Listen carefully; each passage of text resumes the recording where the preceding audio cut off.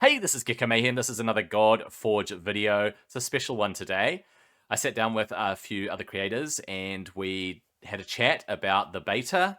We talked about a lot of things. This video is split into two parts because it was a long chat. This is part one, so settle back and check this out. With the rewards yesterday that we got, I was able to I pulled a what's his name? Ryujin, Yep. the dragon, and was really able, and basically between him and what's it called? My what is his name? Sizzin or Kissin, as you said. Kissing, yeah. I put both of them in a 4-piece tremor set, and it's basically been game changing. Wow. It's yeah. So that's kind of the big takeaway from my stream today is anybody with an AoE basic gets a 4-piece tremor right away. Wow, that's really interesting. If you can double it up, it's even better.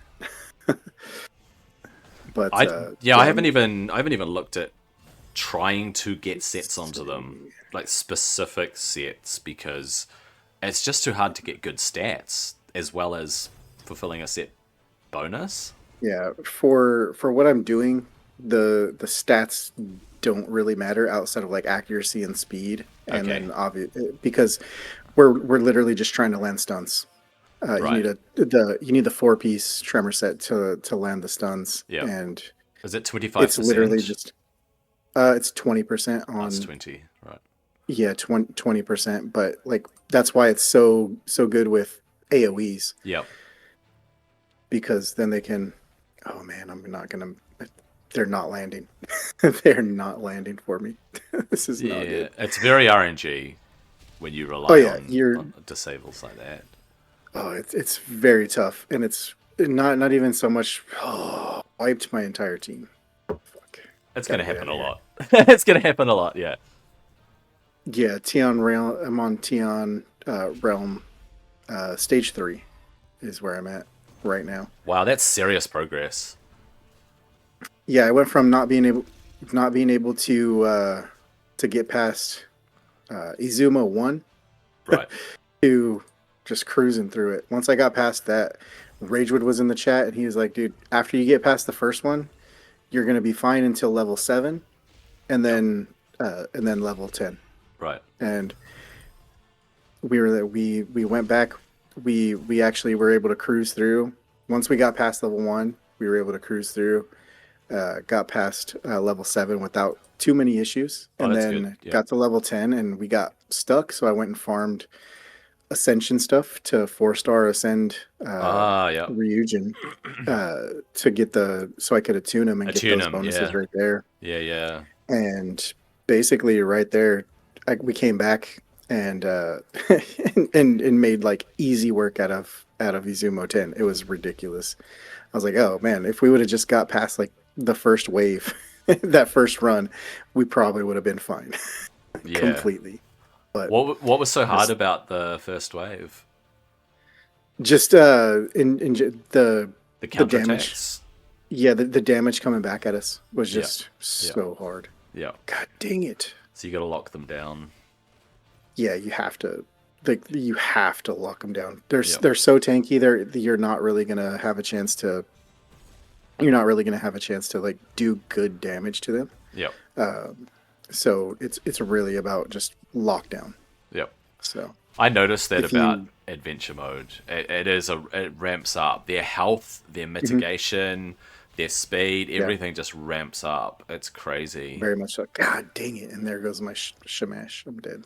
I sort of noticed it in Avalon being the first realm that you hit, sort of, but it wasn't that bad. I was still able to really do Avalon. Hit Asgard and realized, not only are there stronger heroes like Odin and his 2 wolves and Loki in the first 3 stages, and things like this, you realize, they have so much more health and they're mitigating my damage a lot more, and my damage dealer is barely cutting through their defenses. You really start to notice it, and that's where I think that was the point at which I really started to level my gear to 16. I got Keyseen to level 60 and I ascended him and all of that. Like, booked him. I fully booked him because we were lucky enough to be given those legendary books, and just putting the resources into him to really make him as powerful as I could. And it made enough of a difference. And then you get a couple more realms on and you're like, oh, things are actually getting really hard again.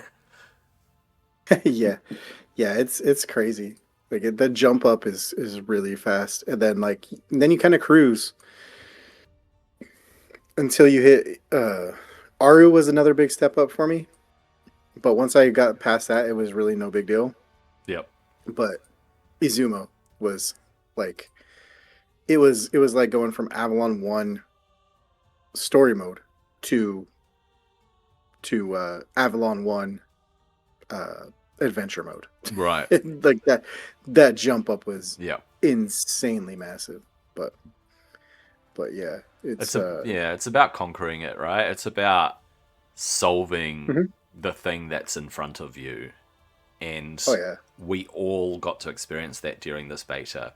Now, I've been reading recent comments, and a lot of regular people who obviously are not the same as us, who are making content and really diving into the content and providing things for people's entertainment, and you know, allowing people to see a little bit behind the scenes in terms of how do you put a team together, and how do these heroes rate, and where should you use them, and how do these bosses work. And I haven't put all that together yet. That's content for the coming weeks, but our perspective is a little bit different to the average player that's come into this beta. Now, they said 60,000 players, and then Simon said 70,000 players on Romsey's podcast, and I don't think it's 70,000 players. I think it's 70,000 accounts. But still, if it's 25 to 30,000 players, that's still a good chunk of people. Now, the majority of those are just people playing the beta because they want to check out the game, they want to see what needs improvement, they want to give their feedback, they want to discover the bugs, and they're having a regular user experience. And so I was having a chat with someone in the regular Godforge voice chat yesterday. I just hopped in because I saw someone was sharing their screen, and I was just checking out what he was up to. He told me it was his third account. And I was like, how do you have time for 3 accounts? But he had a few, not gripes, but just comments about the state of the game. And I thought, this is probably the sentiment of a good chunk of people, that we're a little bit biased, right? We don't just hope for the best, we're seeing the best. Whereas a number of these people, they're actually being realistic about it. And I said to people, stop being so negative about the game. Give the dev team a break. They're working really hard to get things into a good place. But they said, we're not being negative, we're being realistic. And realistically, there are a lot of holes in the way that it's being developed.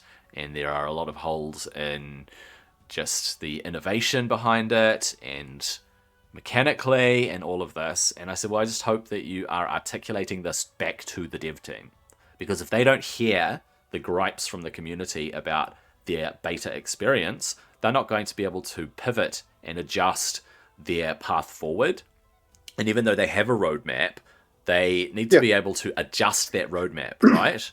They can't give us timeframes on stuff, and if they did, I would be extremely cautious, and I'd actually be a little bit scared for the future of the game if they gave us definitive answers on certain things, because it would mean that they're willing to lay money down on the line for where things are definitely headed, whereas we don't know. And if they don't know, that's actually healthy, because although they have libraries of guidance, and they have strong development backing them, and they have a roadmap to be able to pivot and change things and strip out things and make huge decisions still at this point, I think it's really, really important for the health of the game. So in one of those recent things that Simon was chatting about, he mentioned again the grid system that they originally came up with.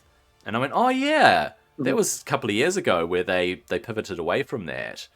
But there are certain elements in the game that were still tied into that, like their purpose tied back to that system they pivoted away from. They never pivoted away from certain other elements in the game that Sure. don't necessarily make sense anymore. And that whole discussion around what makes sense, what has a purpose, and being able to make huge shifts, like that shift away from the initial idea of the grid system, that's really important for the dev team to do that, and for the leadership to feed it down to the dev team and say, we need to discuss these things. This is what I hope that in the next couple of months they are having just so much discussion about the state of the community and the feedback that the community is giving, and all of the negative stuff that's come through around the art and the animations and the story. There's very little negative about the story, but just all of the elements that they asked for feedback on, the mechanics and the systems, and whether the systems tie in well together, and whether things make sense, and whether imprints are actually impactful and people actually use the imprints, and whether things have a good flow, and all of this stuff, they need to be discussing it, and they need to be taking on board all of those discussions within the community. Like I said, what people are terming realistic, but what I'm seeing as quite negative feedback, and quite a big sentiment at the moment is, I hope that beta 2 is much better than this beta. This was not a good beta. This is the sentiment that I'm hearing. I don't know about you. I'm not necessarily hearing that it wasn't a good beta. I do hear all the same similar feedback about not looking good enough. A lot of it comes down to, I think I heard a lot of folks kind of say initially that they felt that we were in a spot where after the hang on, what's going on? The game's giving you grief. No, it's my computer. Oh no. My stupid speakers decided they wanted to disconnect and reconnect, and when it reconnected, it like auto played YouTube. Okay. So,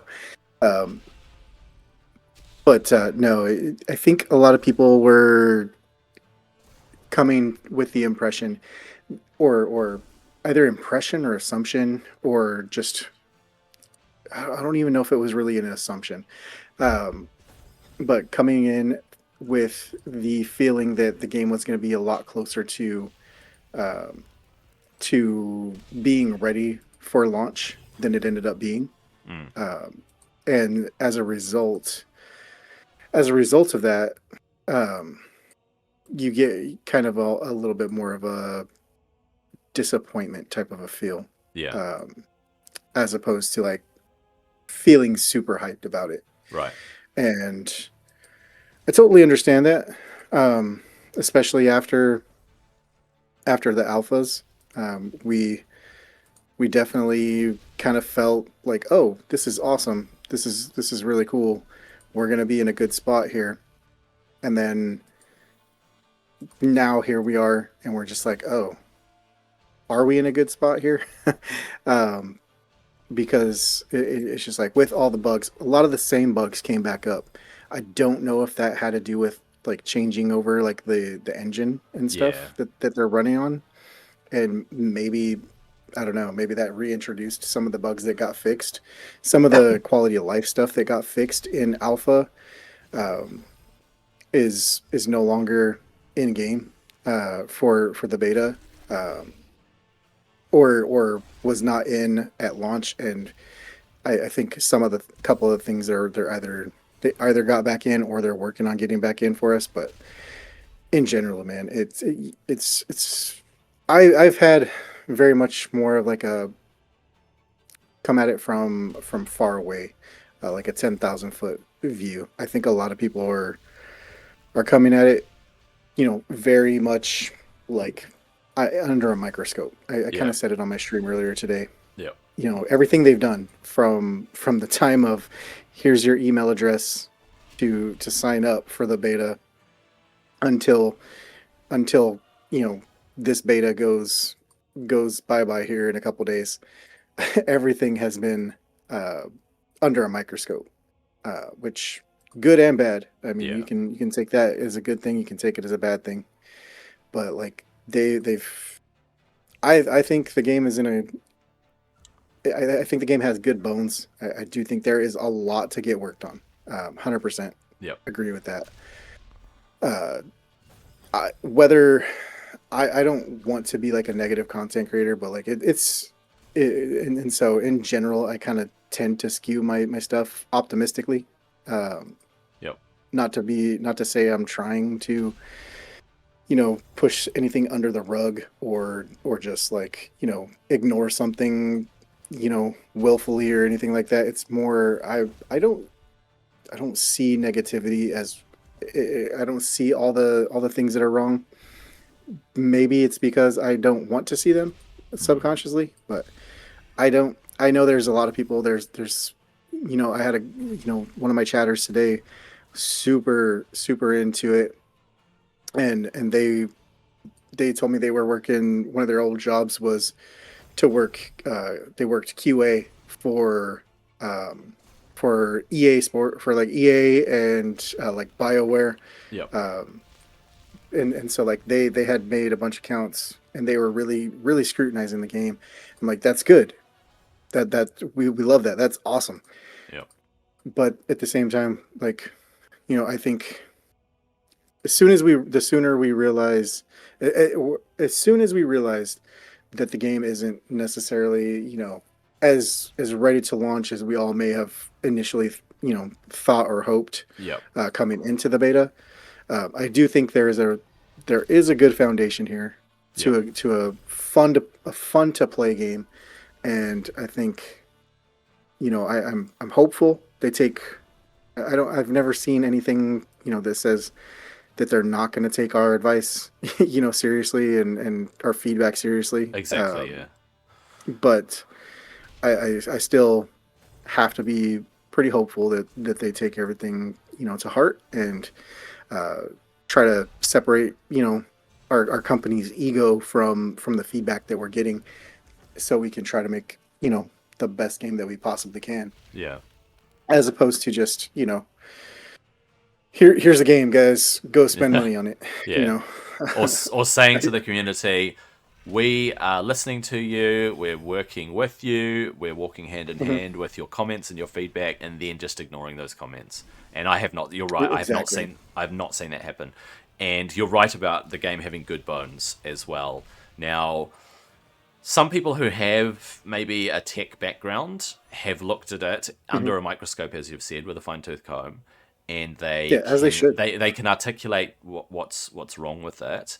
And some of them are Yeah. pretty disappointed because of all the hype, and they look at it Mhm. and they go, "Well, I can see that they haven't taken these steps in the early stages to make sure certain things don't come up later, or there is some foundational stuff that is wrong with it, and therefore they need to fix this, this, and this." I don't know if anyone's articulated exactly that, but because I don't have a tech background, I have no idea how difficult it is to fix what's wrong and whether things are Yeah. actually wrong.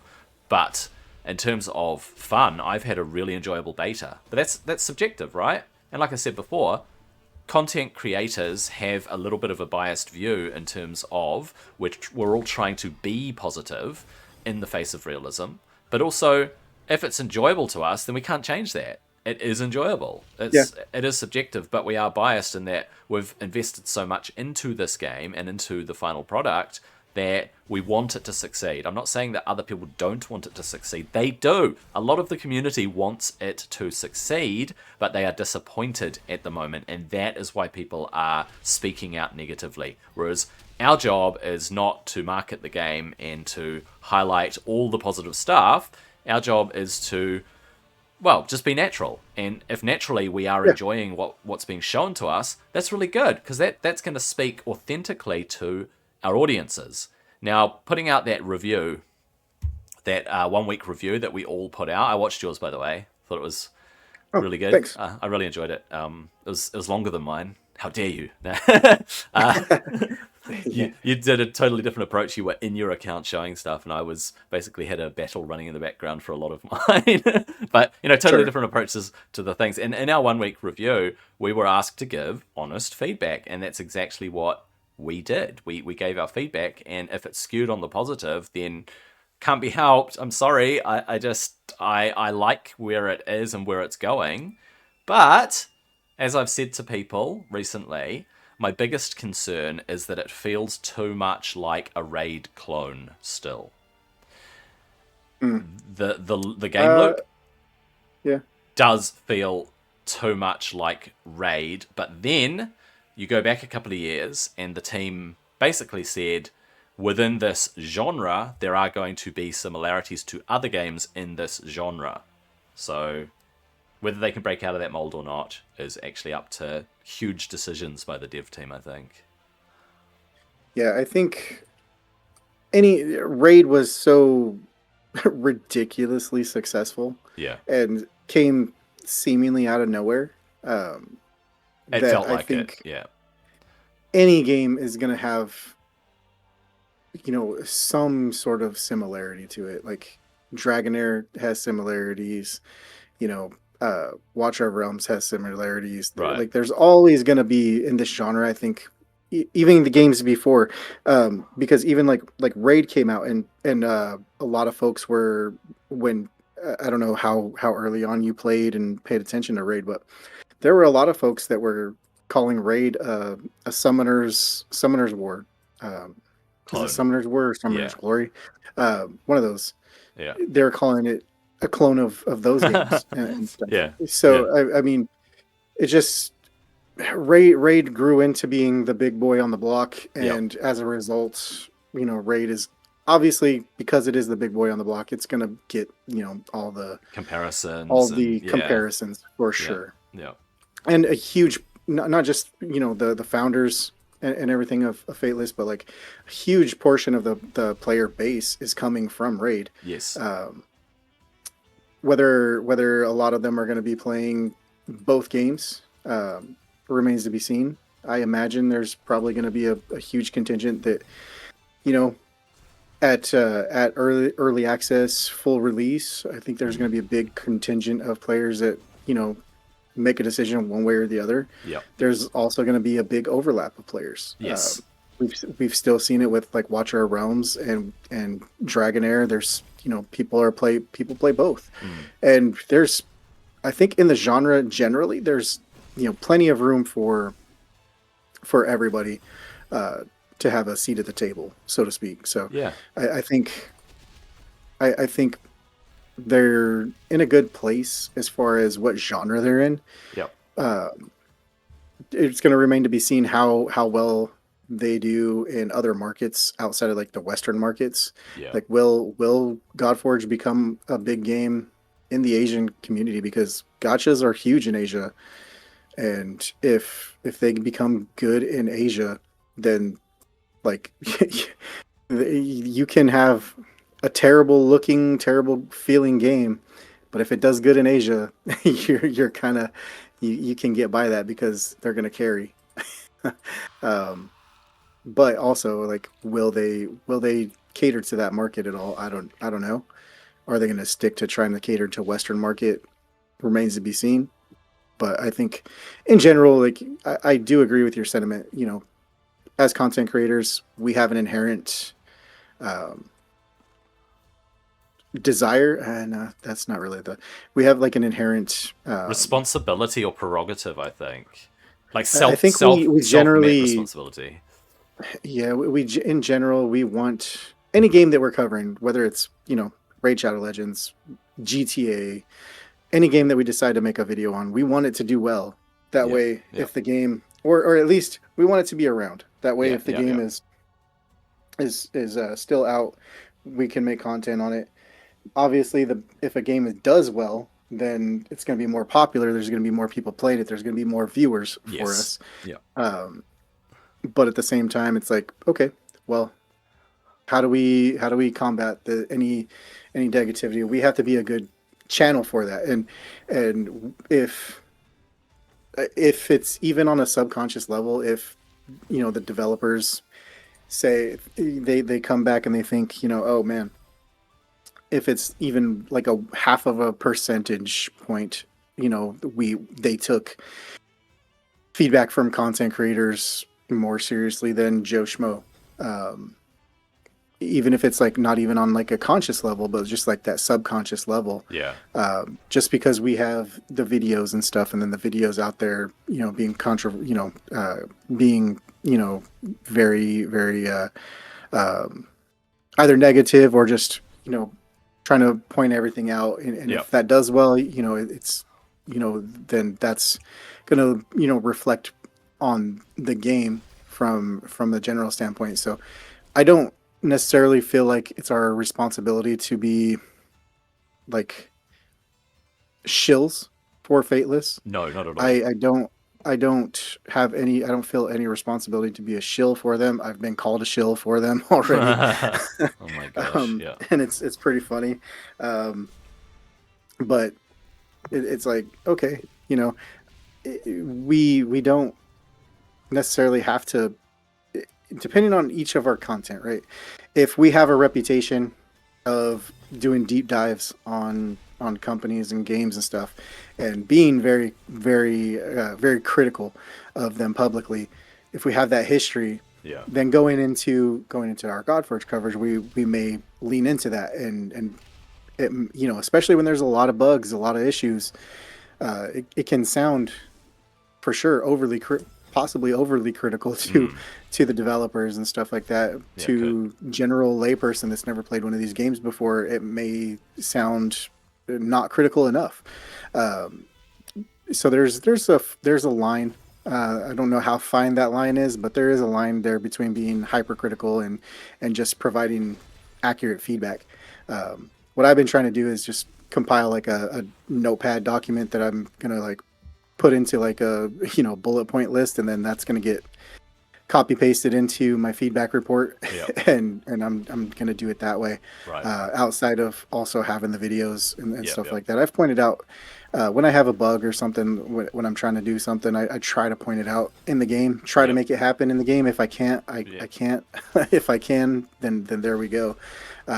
Like yesterday, being the Friday patch that we got, they fixed a bunch of they tried to fix a bunch of like the looping heroes, like the Hercules and stuff, Yeah. that were Spartan and Hercules. Yeah. creating infinite loops.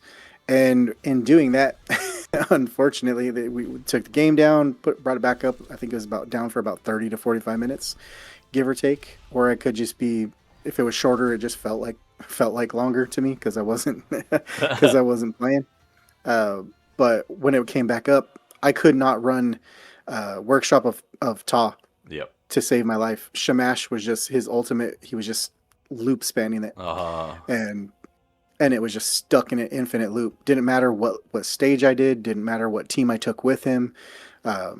Once the waves were fine, and then once I got to the boss, it was just we're stuck, and I would have to. So I couldn't even Yep. farm there yesterday after the patch. Yep.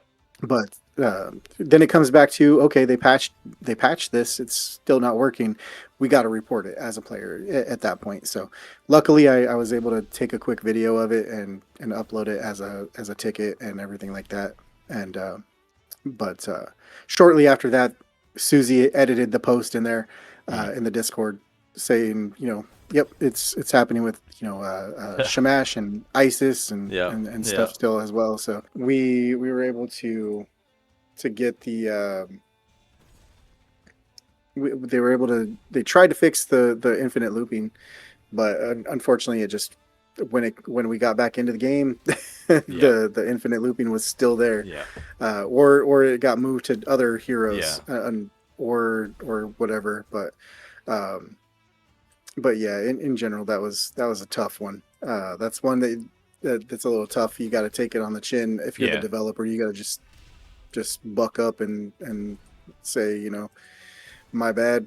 We're gonna do everything we can to not let this happen again. Yep. But at the Of same course. time, it's a rough one. It's a rough one for sure. It is hard for the dev team to see things like this, where it's an unforeseen stacking bug. So you've tried to iron out a particular bug, you've identified what the problem is, And I don't know whether they go into the code in Unity, the C# code, or if they have a way of tracking where things have fallen apart. But they went in and they did something to try and prevent Hercules and Spartan from getting stuck in their loop. And in doing so, it sort of cascaded into something else. And it's tough as a dev team to see that, especially live ops, where something is running for a community and you have to pull it down for a little bit and go, look guys, we need to get onto this and fix it, and then it comes back up and it's, yeah, we've fixed it, and then the community goes, you haven't fixed it, you've made it worse.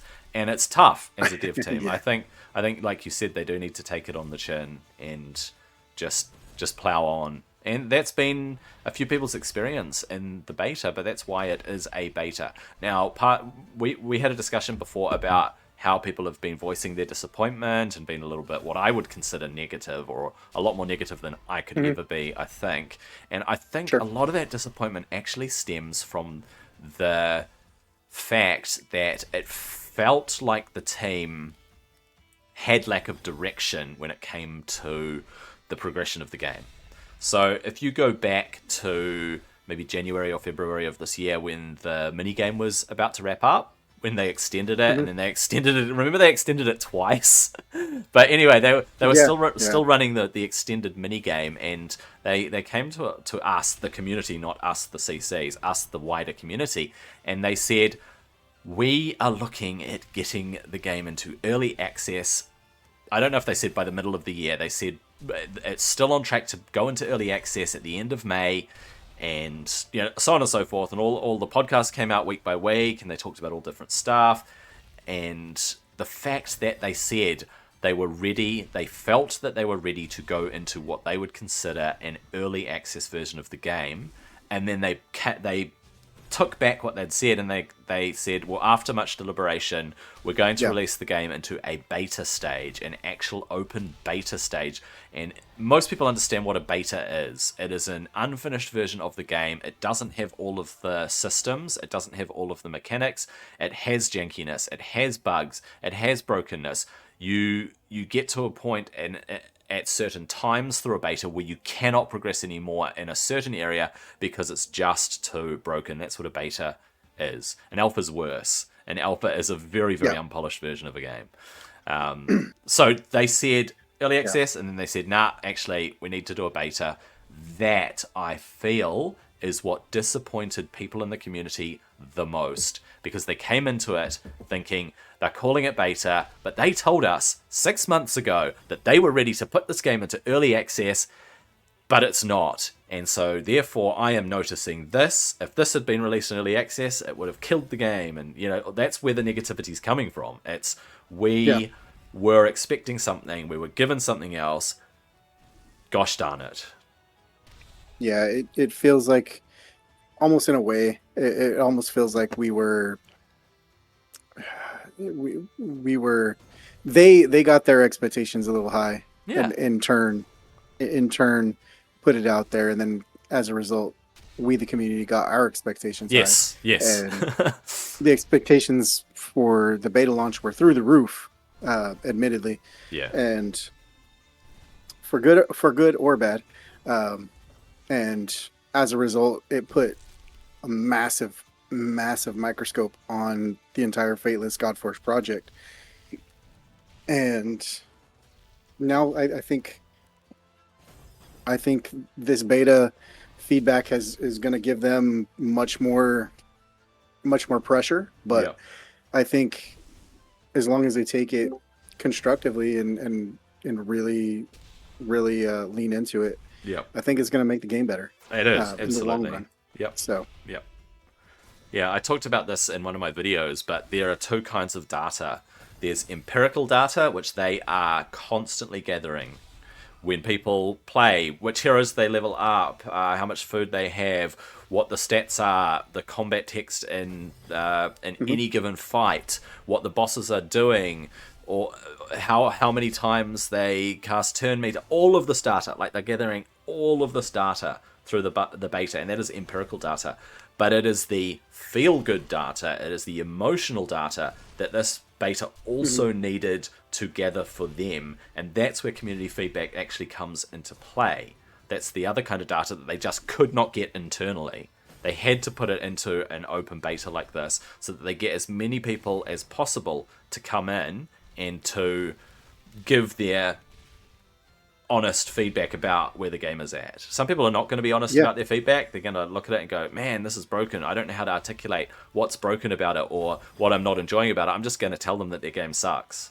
That's going to happen, right? But it is the actual well thought out reviews and feedback, and we have all been encouraging everyone to give feedback, not just us, not just the people that are putting out Godforge videos every day or every week. It is everybody who's taking part in this beta needs to be encouraged to put in that emotional feedback as well, even if they can't really articulate what they perceive to be the game falling short in certain areas, or mechanically not sound, or systems that just don't make sense, and things like this. Yeah. It doesn't matter so long as people give in some sort of feedback that is emotionally invested, because games are an emotional investment. If it's not enjoyable to you, why are you playing it? All right. How you doing? Is it Geotech? All I see is a symbol, Geotech. Are you Geo, just Geo? Yeah. Are you the guy that released your first video recently? You said. Yeah, pretty much. Cool. And you did it all on mobile. I've done like a few for Raid, but they were compared to the one that I've done for Godforge. It's like a clear sort of like increasing skill of using CapCut for making the video, but because it's mobile, it is. Yeah, it's rough. I mean, yeah, it's. Well, I think that video took me 6 hours to edit. Oh gosh. And it's like 5 minutes long. Yeah. I have been there though, even on PC, man. I have to admit, I have been there with taking 6 hours to edit a 7-minute video. I feel sometimes that just, the editing process, especially when I'm trying to put lots of elements into my video, and you probably can't do that as much on mobile, but when I'm using DaVinci Resolve, it doesn't matter how many things I've saved and I'm copy pasting. There are some videos that just take a lot of editing. it's just the way that things are. I added a lot more to that video than maybe all of my Raid content combined. Wow. And I think it kind of like it broke CapCut a bit, because it took forever just to upload to CapCut so I could actually transfer it in the first place. And I transferred it and it didn't work, and then I spent 3 hours trying to transfer it and it still didn't work, and I had to go back and redo it. Oh my gosh, it sounds like an absolute nightmare, dude. I'm really glad that you pushed on and you did it though, because getting that first video out, that is a huge step. Absolutely. Yeah. Are you guys all good if I just bring up some questions, or maybe Geo, if you this is a really good opportunity maybe for you to just talk about your approach to the beta maybe, and overall your feelings about how the beta went, and then I will launch into some questions that we can discuss. Yeah, I mean, I could do that. That'd be awesome.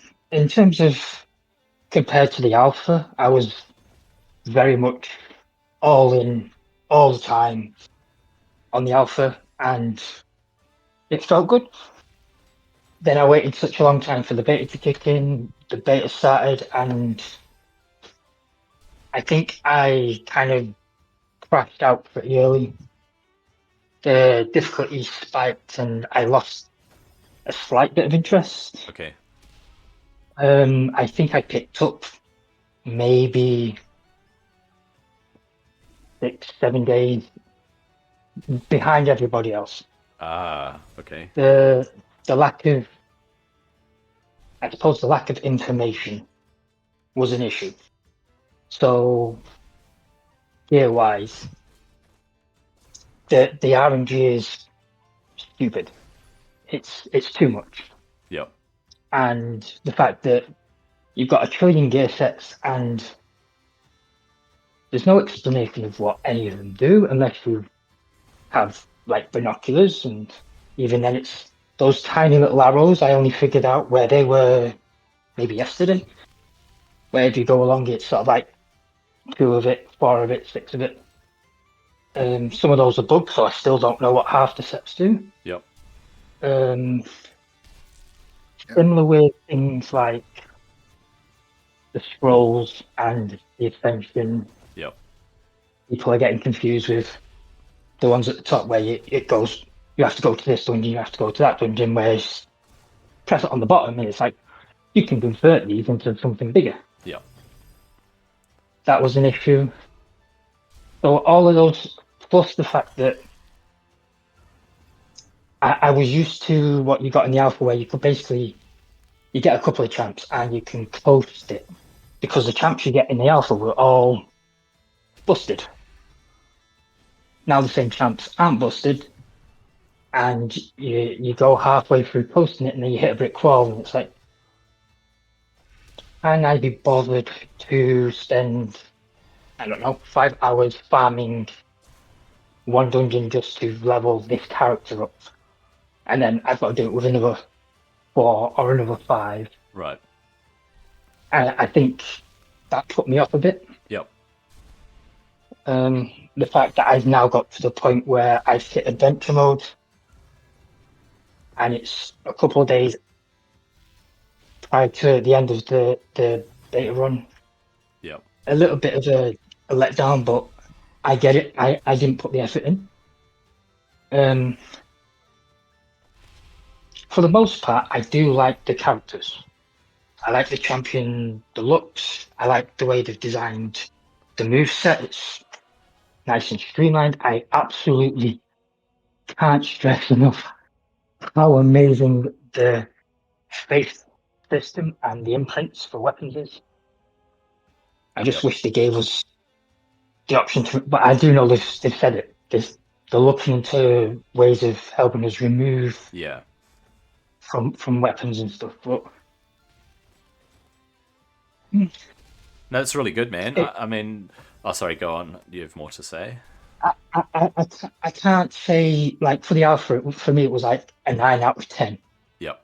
And I thought, well, the beta is going to be, everything we said was wrong in the alpha, they fixed it, and we're going to play the beta, and the beta is going to be a 12 out of 10. I'd probably say it's more like a 6. Okay. Well, 6 out of 10, that's pretty harsh. But no, I totally understand that there are a lot of people around the community, including content creators, who will have a similar sentiment. But I mean, kudos to you for reaching adventure mode, because that is actually quite the accomplishment. And I know some people hit adventure mode day 2 or day 4 or whatever. Yeah, I was completely mind boggled by that. I was like, how are you doing that? And then it's like, and it dawned on me, it's like, these people are spending 24/7 connected to the screen and farming and farming and farming and farming. That's right. Yeah. There are people who've completed the beta, like completely completed the beta, and it's like, how? Yeah. I asked that question. But I asked that question. How do people do so well? It is a compressed environment. You have to remember that. So I'm not excusing the fact that the grind. So my 2 biggest pieces of feedback in my 7-day review were the grind is just too grindy, and the other thing was the lack of information. Like, there is just lack of information. Like you said. How is anyone supposed to know what the set bonuses are? Absolutely everything is bare naked. You don't get anything. You don't get anything. Yeah, it doesn't point you towards anything. Balls deep, nothing. And it's like, this. It's like... Yep. And I'm used to playing these kind of games, like probably you are, and it's like, we're used to getting like at least a little bit of information, so we know we can do this, we can do that. The UI and the UX needs a lot of work. And I was actually surprised coming into the beta at how little development has been done on the user experience overall. I'm not a user experience expert, but I'm a user. And there are certain intuitive things that just need to be in a game like this that are just missing. And I was just questioning, why is this... I am a communicator, okay? And I am all for teaching and training people to better themselves and to understand how things work so that they can do them themselves, and articulating things in such a way that it makes sense to people. And you can translate that into UX, the user experience. And if the user experience is not communicating well, and it's using plain English, and it's signposting in the correct places, and there is consistency, and all of these things that just fall under the UX umbrella, if they're missing, then it really, really muddies the experience for any user, any player that is coming in, even in a beta form. Now, they've identified and they've acknowledged that there is a lot of work to do, including information, everything. placement, UI. I think it was. Yeah. I think it completely lacked everything. I think they may have maybe it's just my bias because I'm not big on these kind of things, but they put a lot of emphasis and effort, maybe too much, into the story. And every time you complete a stage, there's more story, and then there's more story on top of that, and being very elaborate, which is great if you like the lore of a game. Yeah. But if you're someone like me who just skips over that regardless of which game it is, Yeah, you can skip it. then it's like, yeah, it's like I'd rather you replace the story with more information and tool tips. Yes. For someone who isn't as experienced with these kind of games as me, who sort of like wants to get into it, and it's like they hit the brick wall that I hit, and they delete the game, which is clearly not what they want. Which is going to happen. Yeah, it's going to happen. But as is, if they don't improve it like wholesale, it's like a 90% increase of an improvement that they need. If they don't do that, then almost nobody's going to stay connected to the game, even the ones who are very heavily invested.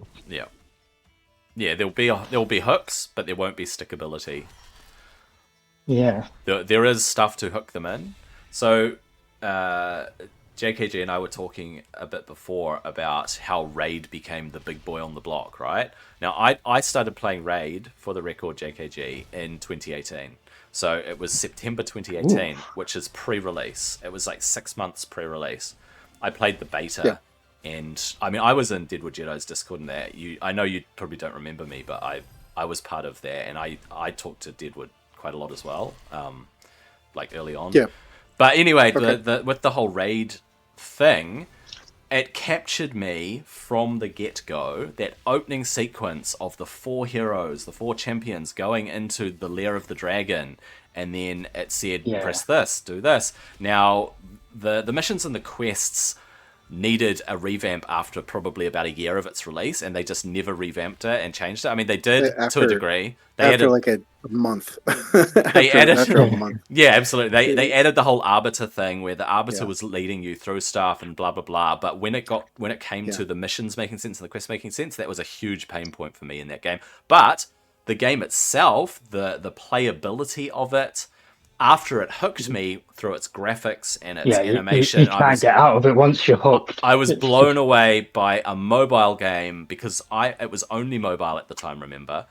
I was blown away that there was a mobile game like this. I'm an RPG nerd. I love all the Final Fantasies and just RPG games. I'm a WoW nerd. I still play. Yeah, with like character development and I still play WoW. Of like in depth. Yeah. So it hooked me in, and it kept me playing because I was trying to improve my champions, and I was trying to get stuff, and I was trying to accomplish stuff, and it had enough information in there for people. It was a polished game, even in what they called a beta phase. It was actually early access, and it was polished 100%. enough that it pulled people in. And even though the clan boss only went to Nightmare, they had no Ultra Nightmare, and even though there was only Gold 4 Arena, no Gold 5 Arena, they added those things, and they had a roadmap, and they had a whole lot of locked areas. Like, there was no tower, whatever I can't remember what the tower is called, but there was no tower. There was just an empty spot on the map. Yeah, the Doom Tower,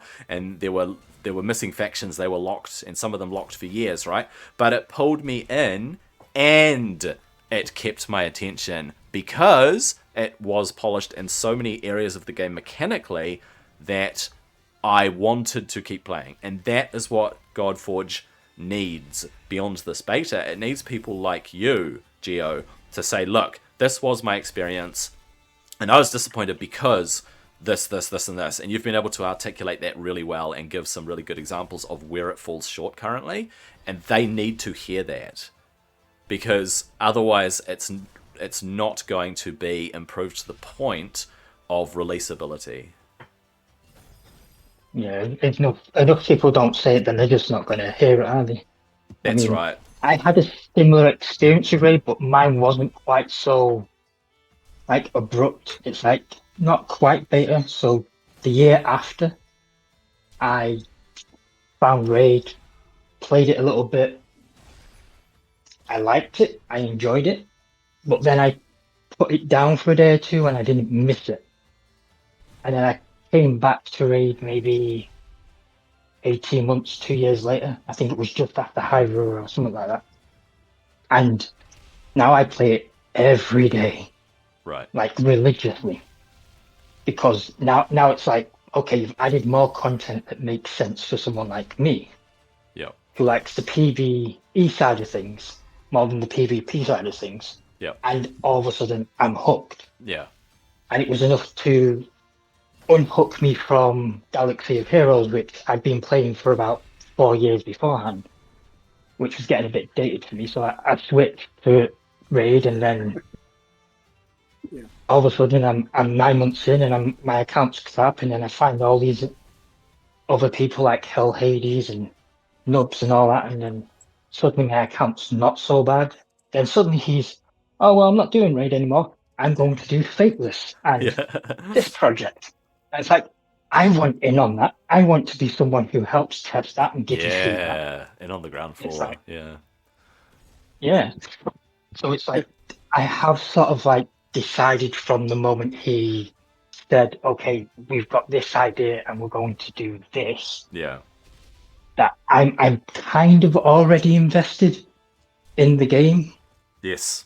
To the point where it's like, I want them to sort of like listen to people like us and go, okay, these people are the big main player base that are going to launch the game at launch. So other people sort of like, they enjoy it. Let's try it ourselves, and reference codes and all the rest. And I want them to sort of like go, okay, these are your issues. We will fix them. Yeah. Whereas Raid went, these are your issues, but we don't want to fix them because it's too much time and effort, and we don't want to break this, and we can't be bothered with that. And then they go and do it anyway, but like 5 years too late. Yeah. It'd be nice to, like, all the problems that we've talked about in like 7 days and 8 days and so on, sort of like fix them before they're a problem, so that players stick around. Because if I wasn't invested already, it's like I would probably pick the game up at launch, play a week, maybe 2, and then get bored and leave. Yeah. That's fair. Or at least that, as it is, that's how I'd probably do it. I mean, Simon talks about that quite a lot, doesn't he? I mean, he's been saying this over the last 3 years, that if the game's not fun, people are not going to stick around. If you're not finding enjoyable modes within the game, if what they call the game loop is not enjoyable for people, if it starts to feel too much like a chore, or you're losing the fun factor, then they have failed. Which it kind of, that's the wall I've hit. Is I don't really feel motivated to 6-star half a dozen champions in the beta. Right. Because that game loop of like taking a 1-star to a 2-star to a 3-star for, a week is very monotonous and energy draining. It's just, I'm not actually interested. But I do like the idea of the whole Pantheon idea and the tower idea, the arena idea, which we won't get access just yet, but they're probably the side of the game that's going to hook me in. Yeah. Absolutely. But Yeah, we as will is at the hopefully get moment, to it's test a it. lot of work. Yeah. So I Yeah, I mean, think they said that like the next one they'd go. I don't know if they said they'd unlock Arena, but Pantheon and Tower will be unlocked. they're hoping that Uh, it will be all three. yeah. The last thing that I heard Simon say was they're still hoping that we will test the Pantheon boss. Not you guys are going to test the Pantheon boss in beta 2. They haven't confirmed it because they don't know what out of this beta is actually going to impact the second beta and what our experience Yeah, will be in that. So it's all up in the air still. Even though, I mean, we can I take mean things that they say and we can go, oh, they said that's this, the hack they said he's this. learned as well. He's now on the other side. Is he spent years where we're sat going, Yes. oh well, we need to do this, this, and this, and now he's the one sort of Yep. like Yep. Receiving it. in the firing line. It's like, oh, okay. uh, Yeah, I think we as content creators, we can kind of equate that as well. Pretty easy. It's a little behind the scenes for anybody watching, but you know, we can look at any content creator out there for any game and be like, oh man, I could do that. That's so easy. You know, you Yeah, just you start recording your game and flip a camera on and call it good, and oh man, I could I do can that. And then most definitely assure people that is not then you try it and you're like you realize just how much work it actually is, and then yep. like just to make a small short video or you know a short stream or whatever, and then when you're like, oh man, this dude's doing this every single day for however many yeah. years, you know, or And, whatever. and it's not just one video a day, it's like multiple videos a day. And some people do multiple Yeah, videos, multiple streams of multiple games a day. yeah, And then you're like, it's oh, that's impressive. how you get 100 and odd followers. It's like, oh, okay, I can do Yeah, that. it's You try super it, you're like, impressive. no, you can't. That's Yeah, it's super impressive, but like that's kind of one thing, you know, that I didn't think of before I decided I wanted to be in a content creator. And I was just like, oh, I can do this. And then I picked up a laptop, downloaded OBS, and I was like, oh, what do I need to do to edit? And then I tried to edit a video and I was like, okay, this is absolutely terrible. Yeah, I it's don't like a want to do this. massive sort of eye opener. It's like you need a hell of a lot of Yeah, stuff before you even get off the ground. All these things yeah. downloaded, And then scripted, set out, and then you get to the videos, point. pictures. Yeah, and then you get to the point where you're just like, oh, I kind of understand the super basic, you know, I can make a video. It's not going to take me, you know, 2 days to make a 10-minute video. Now it's only going to take me 1 day to make it. You know, I understand that, and Yeah, then I can work on my polish. I think just listening to you guys talk about you know the shortcomings and whatnot of the current beta. I wonder if that has something to do with it. Like Hades and the team, yeah. they were like, oh, you know, we play these games. How hard, you know, we can make a game, and then yeah. It now they're should be like easy they're to seeing make one of these games. We just pick up having where we left you off and just fix their problems yeah for them and just go, well, we did it not first. And it's like, not having the knowledge to lean back on the firsthand knowledge of themselves doing it. yeah, They don't have that like roadmap. Okay, we need to do this and this first. I think back of like, you know, I'll use Raid as an example. You know, I'd never played any genre, any games in this type of a genre, right? No hero collector, no MMORPG, nothing. And I played Raid, picked it up. I had no idea how to just get through campaign. And it took me days. It took me days to get through regular campaign Yeah. because I didn't know what I was doing. Yeah. And I and mean, that game's tutorial to this day still, you know, equip still one two of the life best, in pieces my on your opinion. attack.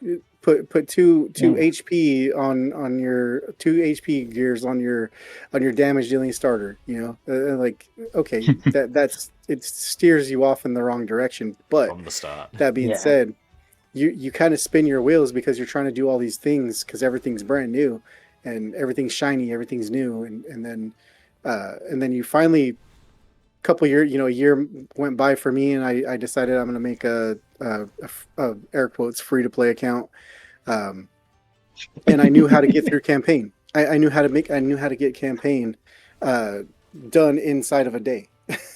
maybe 2 if I was being slow. And you're able to just kind of cruise, not because the game is any easier, but I No, just it's have just the that you've got knowledge to that where knowledge. Yeah. I know exactly how I got to do this. Yeah. So I think some of the folks that cleared, adventure mode early on, I think they either had made the plan and they understood exactly what the plan to do what they wanted to do was, which I Yeah. think is along the lines of, and they can correct me if I'm wrong here, but I think, the likes of those guys, they basically picked their starter and their minigame Yeah. legendary and invested in their starter hero because the starter hero is easier to invest in early on, and just got that starter hero to 6-star immediately, Yeah. and And the then start heroes started are working good. on everybody else. And I'm still using my starter in adventure mode right now. I'm on Tion, and I'm still using my Guan Yu Whoa. right now because he is that good for me. The other thing, and I've said this in a couple videos and everything, but weapons, the legendary especially, but epic and legendary weapons are kind of a trap. Yeah. Especially early on, use those rare weapon copies, level up your rare weapons because you're going to be able to get such a big stat boost from those, even if it's flat defense or flat attack or whatever it may be. You're going to get such a big stat boost from that. It's going to help you clear higher stages just by having those base stat boosts, as Yeah, opposed that's to only something I again only having. know got Yeah, yesterday. It's like, Yeah. yeah. oh, I I'm only using the really wrong figured it weapons. out. I only really figured it out around like Monday, Tuesday of this past week. So Yeah. don't feel bad. don't feel bad if you just figured Oh if no, you're it's like just I figuring feel that out like or just learning that at all, Yeah. because I feel that's like one I'm thing. my It own didn't worst even enemy click in in that my head. sense, anyways. Yeah, it was one of those things. I kept seeing my legendaries, and I was like, man, I need a copy of this legendary so I can level it up. And then I was like, what am I doing leveling why am I wasting all this gold and rivenite and all these resources? I could have had just a basic little rare weapon leveled up to 60 Yeah. by now and had it on them. That really, once that clicked, I was able to start really kind of cruising through later the later stages and into adventure mode and having a little. I was able to have a little bit more fun. Yeah. um, Yeah. Yeah, once that clicked, and that was good. I will say, as far as like the tooltips, how you mentioned there's not enough tooltips. I agree, but in certain places, it's almost like there's too many tooltips. Um, like I know they put out the the post on social medias and in the Godforge Discord, click everything. Which absolutely yes, click everything because we don't know as a player, we don't know what we don't know coming in, and there's a lot of stuff I click on that nothing pops up, and I need something to pop up there to tell me what this does, Yeah. and it's just not yeah, there. But also there's plenty of places where I can click 3 places and get the same information. So they're in this weird little balance of too much information but also not enough information In the right for the new places. user yeah, experience. Yeah. Yeah, yeah, in the so right places. yeah, I mean, I I think think they're gonna have to my big issue streamline was that a the little bit weapons better and both stuff. That ways. was, yeah, Yeah, the weapon is a big one, like the weapon, like the that, stars. yeah, like the Yeah, weapons and the what gear does the was like, star there's no what does the information star that, do? um yeah, yeah, And it turns out they but didn't actually do anything because either it's visually bugged or it's actually bugged. yeah, yeah. I think the weapons are just bugged right now. Yep. We're not really getting the effects, We're and not we're getting not the really getting effects. everything. Yeah. Yeah. Yeah, because I have one of the rare. I think it's one of the rare weapons that just all it does is accuracy boost by like 10 or 12 or something like that. I think it is the oh Kinjal, yeah, yeah, the knife. I put that on, and my accuracy doesn't move No, one bit. exactly. Yeah. And I'm like, oh, I guess that's just bugged right now, or it's Yeah. a visual bug, and we are getting the boost, but it's just not showing. no, Yeah. But I think it's completely bugged. Yeah. I've been using the same weapon. It's doing nothing for me. Yeah. Yeah. I yeah, agree. it feels like it's doing nothing for sure. But yeah, it's interesting. like I do think there is a foundation. There is a foundation here that it could be a lot better. I feel like terminology wise, this beta build that we're working on would be better suited being called an alpha build. Yeah. Than and the alpha build that we played, was it last year now at this point? It was a That alpha build, closed. it was a Yeah. closed alpha, and Yeah. it was literally just they built Very a game narrow. mode They for did. us just to Yep, they built just it. to just to Yeah. test out, you know, can these heroes, you know, can Yeah. they do animations for more than 150 people at a time? Yeah. You It was know, a testing worldwide. space. Yeah.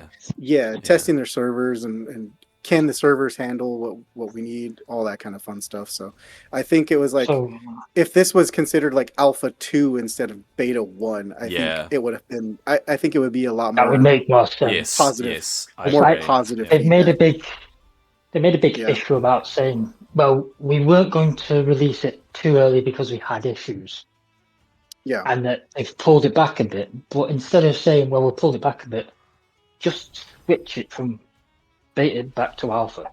Yeah, just call it Because- alpha wave 4.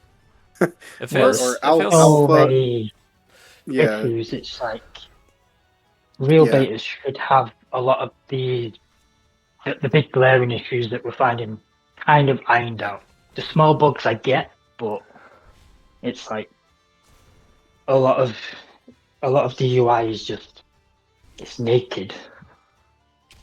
It feels like it's an in-between, sort of in-between an alpha and a beta. So there's a certain alpha vibe to a lot of it in terms of unfinished things and expectations of what you should have. Like you should click something and it should tell you what it does. Or you try to get in somewhere and it takes you to the right screen, but it hasn't retained what you've selected in that screen, and the filter does all sorts of funky stuff, and it is acting like an alpha in many aspects, but in other aspects it definitely feels like a beta in that we can hop into a battle, we can expect our heroes to use their skills, we can see the animations, we can see the debuffs and the buffs pop up, even though at certain resolutions they're kind of hard to read. We can see it functioning as the game should function in the campaign stages, in the dungeons against the bosses. In that aspect, it is in beta form. But yes, I agree with you guys that it is alpha-ish. The champion models and how they interact with the game is definitely the closest thing the game has to like a beta experience. The actual characters work properly now, but it's all the outside of combat stuff that needs to catch up with the rest of the game.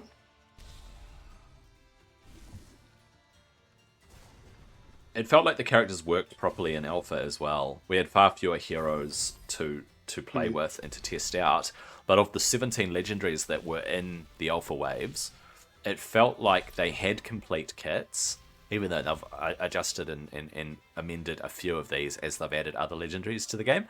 It felt like they were playable, but yeah, like you said, JKG, it was a game mode that was built for us to test out certain aspects, whereas this, it is essentially the bones of the main game that they want us to check in terms of PvE content, because when the game is released, we will have these dungeons as they are. They might improve the mechanics, they might improve all sorts of things with the dungeons and the rifts. We haven't talked about rifts, but definitely we will see improvements. But the fact that you do a campaign in story mode moving into adventure mode, the fact that the campaign has 10 stages per realm, the fact that there is a dungeon for getting each alchemy stone for ascension, these are all elements that will be in the final product. And in that sense, it's not a special game mode that was created for the community to test. It's, hey, this is where the game's at in its present state.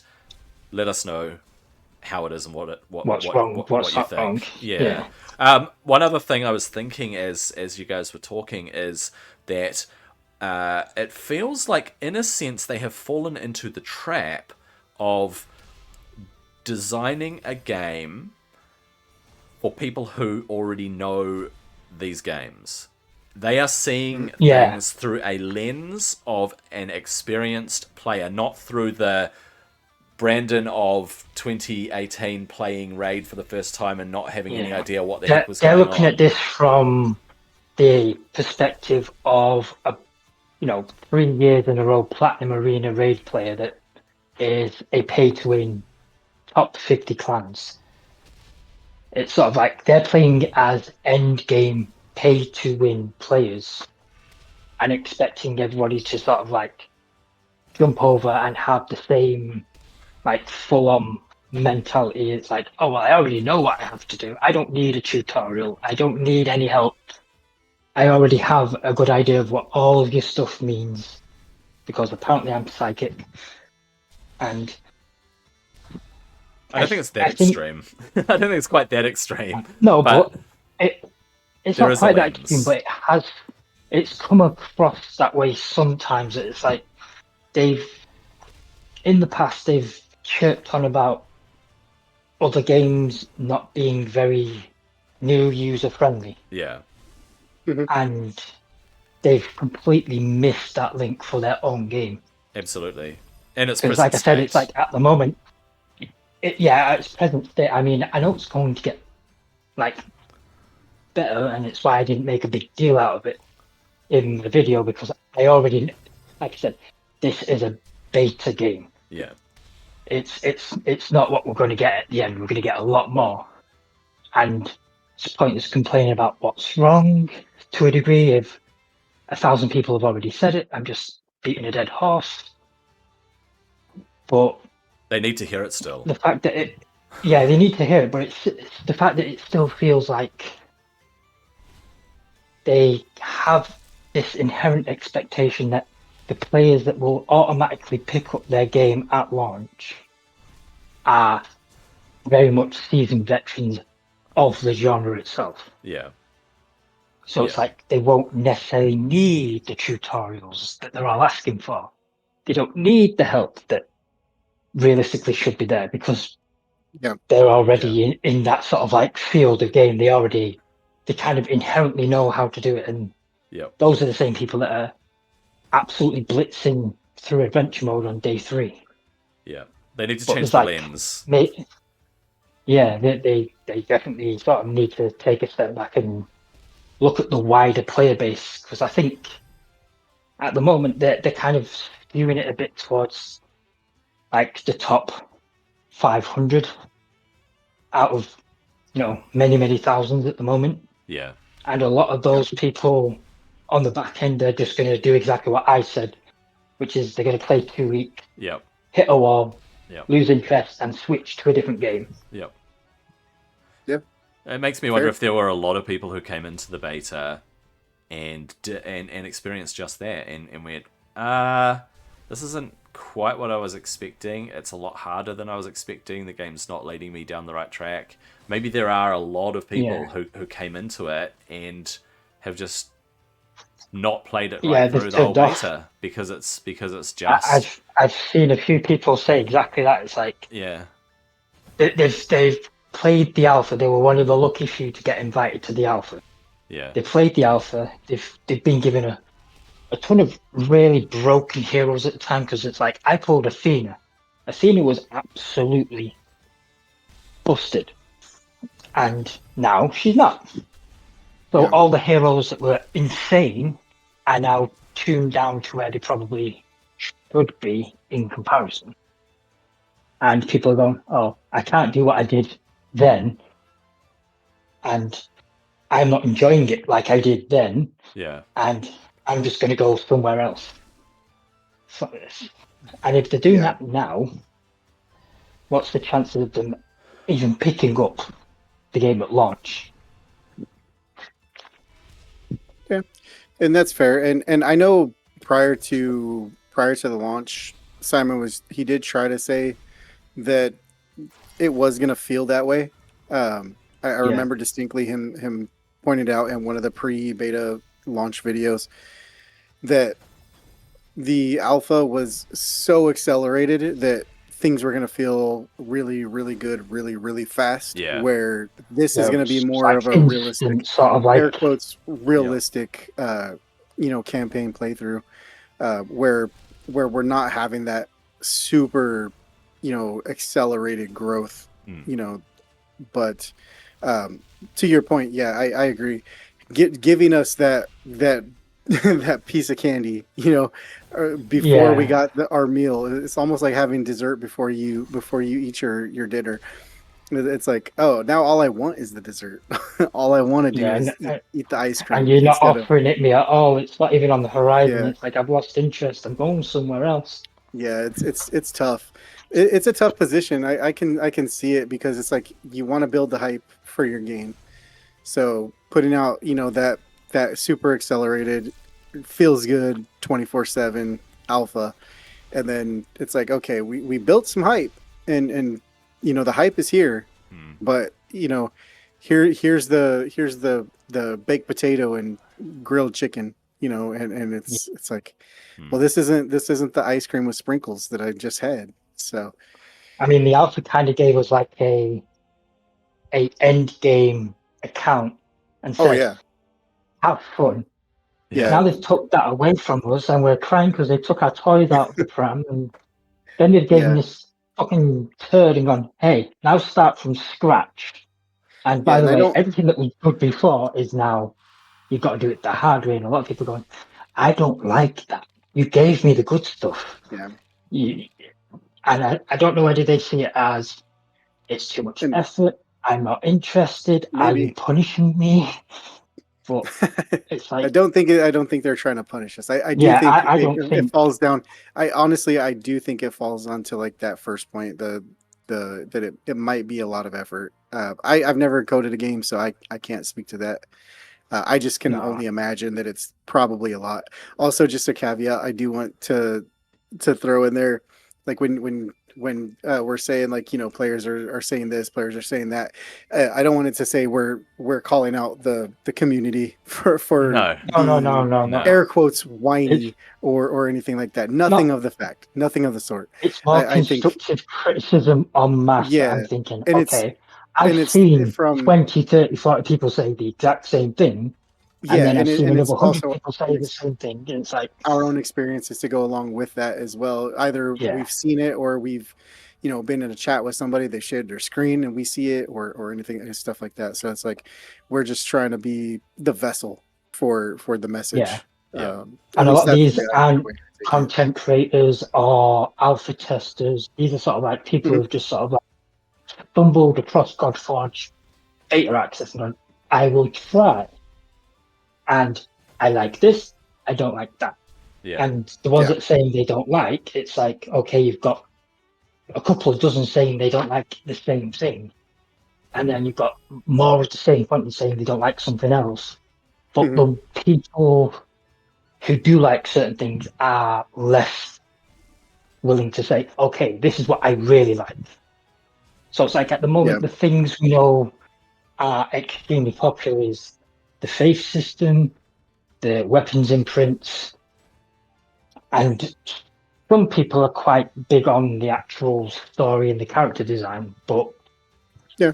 for the most part, nobody's really screaming anything about those aspects from the rooftops in the same way as they are Yeah. about That all the things they don't like, which is there's a a bit shame. of psychology that goes in with that. Mm. Like, emotionally, we're, as human beings, we're, negative emotions are uh much more powerful than positive emotions. So like we're very, as a human condition, we're much more conditioned to voice our concerns or voice our issues, as opposed to praising somebody for doing a good Yeah, job. It just, look at like service industry, right? We Customer service, we're that we might have 10 really good customer service interactions if we call somebody, a company, to help us out with something or to use a service. We might have 10 really good interactions, and that's just the standard in our mind. That's what we should be getting. Then we have yeah. that one bad interaction, Mm. and That's the other it's Become one a you Karen. remember. we're writing the review, we're making the phone call, and all, I'll never bring my business here again. And Yeah. Yeah. it's like Mm. it's like, okay, It's only out of natural. out of out of 11 interactions, one was bad, but that one is the one that sticks with us so hard. So I totally get that. Yeah, and I think comment sections, forums, the Discord chats and everything, that it's going to naturally be, it's naturally going to be that way. Yeah. We're going to Yeah. Highlight the naturally It's a negatives. cesspool. Yeah. highlight the negative stuff Yeah. and rather than the positive stuff. So it's just I mean, I a have seen quite balance. a lot of positive stuff. It's just Oh the yeah. Yeah, ratio yeah, is quite. It's bigger than Skewed. I was expecting. Yeah. But then it's also sure. quite clear that there's a lot of people that were Mm. very much brand new to not just Godforge as a game, but very new to the whole genre in general. Yeah. So it's like Yeah, this is absolutely. their first like tipping in their toe of the whole thing in general, and they've Yep. picked a beta test of a not so much complete game yet, and Exactly. it's kind of Yeah. rocked them a bit. Mm. Yeah, either I think there's one of two ways that can go for you as a player. Either that's going to be a good thing and you're like, okay, this is something to build off of, Mm. or Yeah. as a player, and I can see, you know, maybe I do like certain aspects, but out of 10 full aspects of the game, maybe I like 3, maybe 4, and the other 6 or 7, I hate. So I totally get it, and people are always. I know people are gonna, have opinions one way or the other, Of and course. Yeah. I welcome that. Because as a content creator, we hope we thrive off of feedback. Viewers' Yeah. feedback makes us better content creators, and then in turn, if we can provide accurate, statements and show examples instead of just the verbal example, if we can replicate it and show it, we can Mm. show just how much of an issue it may or may not be. Um, but going and then off of that, from the development side, they're going to have hundreds of thousands of, if not millions of reports and Yeah. everything and feedback to go through. So hopefully they're able to go through it quickly enough to, categorize them all into bins, and then Yeah. from there it's really just triage. What's the worst? What is the worst offender? What's the main feedback that is the absolute worst that we have to fix immediately? Yep. Then do that. Then what's number 2, and do that, and just make the list in order of priority, Yeah. and then just start checking them off the list here in the next couple months, because I do think they're going to have to get a lot of these issues. um, if they don't fix any of the issues and we go back into beta 2 with the same exact bugs and issues, it's going Yeah, to we're be gonna very have a bad. problem. Yep. If they take our feedback as from the community and really implement, they don't have to implement all of them. I know, a couple months, very short time frame in the grand scheme of things when you're working on something huge, but if they can get a good chunk of stuff completed before beta 2, that's at least going to build, in my mind, Mm. I feel like that will build some good vibes, some Yeah. favor with the community, saying, look, here's the feedback you gave us, here's the fixes we did, Yep. you know we're trying. And I think that's, from a company standpoint, that's pretty much all you can do in a situation Yeah. like this, Yeah. where the community kind of feels like you missed the mark a bit.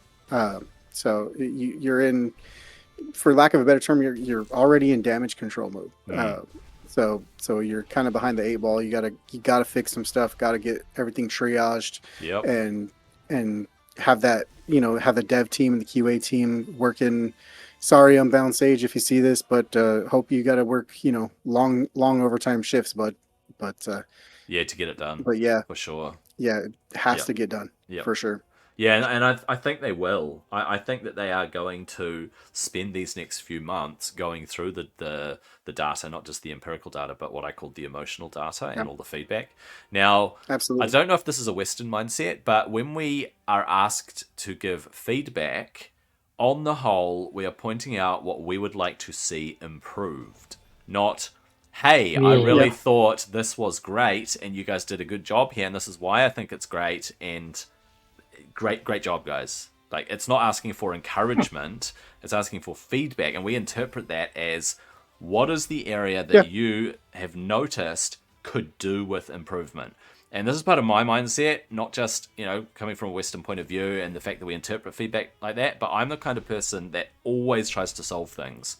Like, I am a solutions person. Yeah. You want to fix the problems. Yeah, I'm naturally able to actually see multiple solutions and multifaceted angles, and I'm able to approach things from all different lenses, and just, that's one of my skills, right? This is one of my strengths. It's just who I am. I see a problem, I want to fix it, and I find a solution to it.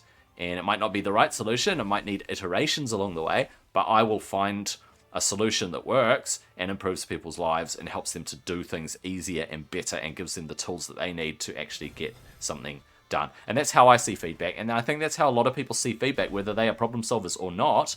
The way they see feedback is, oh, it's asking me to identify the areas that need to be improved, that I'm having a bad time with. I am not having a great experience here. Yeah. Therefore, this does need to be improved. And my feedback equals, this is where you should improve. And better yet, the bonus on top of that is, if you can say what should be there in place or how it should be improved, or just giving them a little bit of indication towards nudging what you think would improve this. Like, this is missing information. Hey, I think you should give it information. Something as simple as that. But that's the way that we see feedback, and that's the way that we give feedback. And yeah, they do have their work cut out for them. There are going to be a lot of reports, but I imagined it exactly how you said it there, JKG, that they will put them into baskets, they will quantify them, and they will decide what is the priority list here, what priority do each of these things take. And then on top of that, they have a whole lot of bugs to fix as well. So yeah, absolutely. Good luck. There is a lot of them.